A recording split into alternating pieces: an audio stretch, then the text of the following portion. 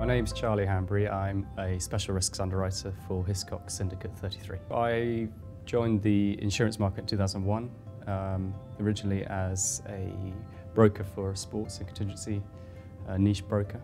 I then became a broker for high net worth individuals in Latin America, Aon, in 2004, moving to Hiscox in 2007, where I've been underwriting Kidnap and Ransom insurance ever since. The class of business I'm going to be talking about is Kidnap and Ransom insurance. I'm going to be talking about the relevance of it, its beginnings of the product within the Lloyd's market. It's a very niche product, but it's also becoming more and more relevant in the modern globalised world as large and small organisations look to expand operations. I think the value of the programme that the delegates are going to undertake is that it's going to be a good introduction to what Lloyd's is about.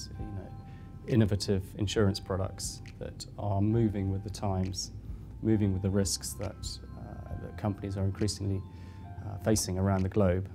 Obviously China is a hugely developing market for insurance products, and I think something like Kidnap and Ransom insurance is a great example where it will probably be something that's quite new to the delegates, but is demonstrating our ability here in the Lloyd's market to create products that are innovative and at the forefront of developing markets.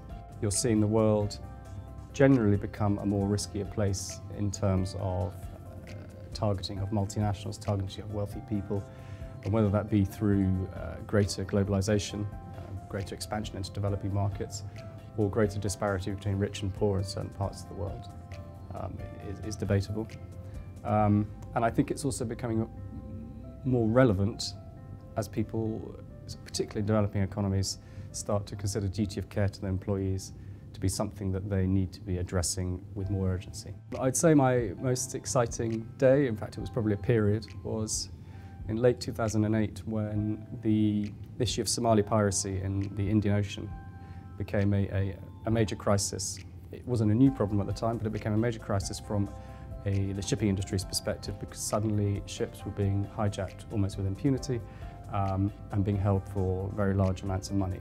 It became a crisis on a human level from a career perspective, and also a sort of financial issue for shipping companies.